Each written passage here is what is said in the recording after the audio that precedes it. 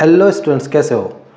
देखो अपना ने अभी लास्ट क्वेश्चन किया था, उसके बाद ये देखो नेक्स्ट क्वेश्चन है। फर्स्ट ऑर्डर रिएक्शंस के बारे में पूछा है, मल्टीपल करेक्ट ऑप्शंस है इसमें, ठीक है।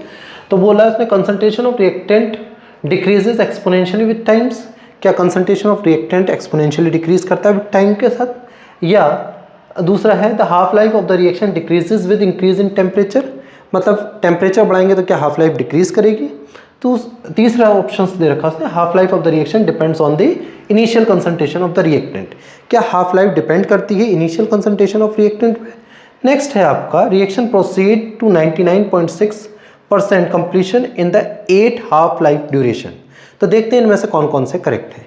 आपको पता है फर्स्ट ऑर्डर रिएक्शन, जब भी बात फर्स्ट ऑर्डर की आती है, फर्स्ट ऑर्डर रिएक्शन, तो आपको पता है 80 is equals to A0 e की पावर माइनस KT आता है, हाँ या ना? ये रिलेशन पढ़ा है आपने, ये फर्स्ट ऑर्डर रिएक्शंस का आप जब भी डेरिवेशंस करते हैं तो उसमें आता है। 80 क्या होता है? Remaining concentration. ये क्या होता है? रिमेनिंग, ठीक है। ये क्या होता है? इनिशियल कंसंट्रेशन होता है बेटा, इनिशियल कंसंट्रेशन। K क्या होता है? ये आपका कांस्टेंट होता है, रेट कांस्टेंट। T क्या होता है? टाइम।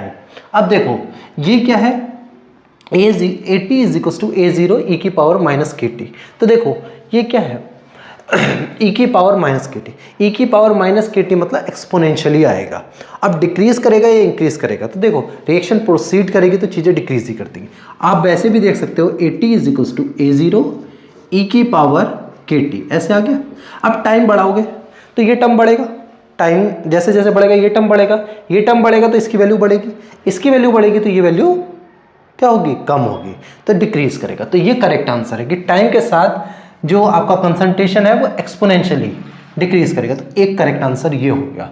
दूसरा देखो हाफ लाइफ, हाफ लाइफ का decrease with increase in concentration. तो तुम्हें आपको पता है फर्स्ट ऑर्डर रिएक्शन में टी हाफ जो होती है वो 0.693 अपॉन K होता है, ठीक है। पहली बात तो हाफ लाइफ जो होती है इंडिपेंडेंट होती है इनिशियल कंसंट्रेशन, तो सी वाला ऑप्शन मुझे लगता है गलत है। Half life of reaction depends on the initial concentration, ये तो गलत है बेटा, क्योंकि टी हाफ का फर्स्ट ऑर्डर रिएक्शन का फॉर्मूला होता है 0.693 अपॉन K, ठीक है। तो अब देखो टी हाफ हमारा डिपेंड करेगी या नहीं करेगी, इसकी वैल्यू देखेंगे। K is equal to A e की power minus EA upon RT। तो बेटा देखो K इज इक्वल टू हो जाएगा A e की पावर पॉजिटिव हो जाएगी EA अपॉन RT। बेटा देखो क्या करा है उसने? Increasing temperature. अब अगर टेम्परेचर बढ़ेगा, ये टर्म बढ़ रहा है तो मतलब ये ओवरऑल टर्म क्या होगा? कम होगा, हाँ या ना? T आप बढ़ाइए तो ये वाला टर्म क्या होगा? पूरा टर्म कम होगा। अगर किसी की पावर कम होती है मतलब ये वैल्यू कम हो रही है, अगर ये वैल्यू कम हो रही है तो ये वैल्यू बढ़ रही है। अगर ये वैल्यू बढ़ रही है तो अगर ये वैल्यू बढ़ रही है तो ये वैल्यू क्या करेगी? कम होगी। समझ आया? बात समझ आ रही है ना? हाँ, यहाँ फिर से देखो टेम्परेचर बढ़ेगा बेटा तो डिनोमिनेटर बढ़ा, तो इस नंबर को EA को काटोगे अगर बड़े नंबर से तो ये वैल्यू कुछ छोटी आएगी, और E की पावर जब छोटी होगी मतलब डिक्रीज करेगी तो ये पूरा टर्म कम आएगा, ये कम आएगा तो ये टर्म बढ़ेगा, ये टर्म बढ़ेगा मतलब ये टर्म बढ़ रहा है तो ये वाला टर्म कम होगा। तो टेम्परेचर बढ़ाने से हाफ लाइफ डिक्रीज करेगी। है कोई ऑप्शन? इंक्रीजिंग टेम्परेचर, तो बी वाला ऑप्शन भी करेक्ट है। नेक्स्ट आते हैं अपना टी हाफ और ये वाले पे। इस वाले क्वेश्चंस में आप देखिए, मैं जरा इसको सॉल्व करना पड़ेगा काफ़ी सारा, बट अपना कर लेंगे, टेंशन मत लो। देखो बेटा क्या 99.6% कंप्लीट होने में 8 हाफ लाइफ लगती है, देखते हैं। तो आप इसको 99% तो अपना को पता है Tx% इज इक्वल टू होता है कितना ले लें? 2.303 K log 100 upon 100 minus x मतलब जितने परसेंट कंप्लीट हो गया होगा। तो देख लेते हैं, यहाँ से आ जाता है T 99.6% is equal to 2.303 upon K log 100 upon 99.6 minus करें तो 0.4 आएगा बेटा।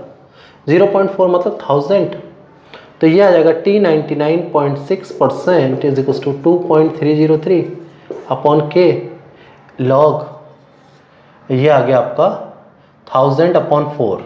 1000/4 कितना होगा बेटा? 25 चौका 100, हाँ ये 25 250, ये आ गया 250।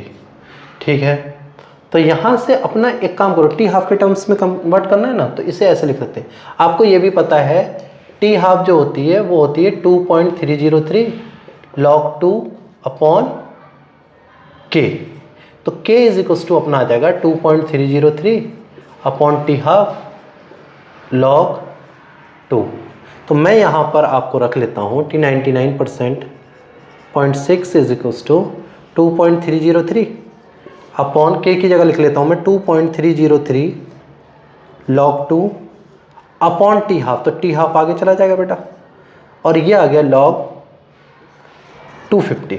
ठीक है, तो यहाँ से अपना ये टर्म कट जाएगा और यहाँ पे log 2 है। ठीक है, तो ये आ जाएगा T99.6 log 2 की वैल्यू में ले लेता हूँ 0.3, और ये आ गया टी हाफ इंटू log 250 को मैं लिख सकता हूँ log 10 प्लस 25 को लिख सकता हूँ 2 log 5, हाँ है ना।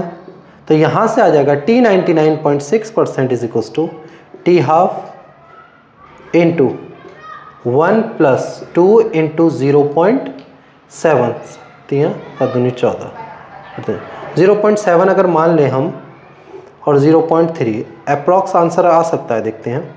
तो टी हाफ इंटू 2.7×14 प्लस 1, तो ये आ गया 2.4 अपॉन 0.3। तो ये 8 टाइम्स काट दो, 8 × 24।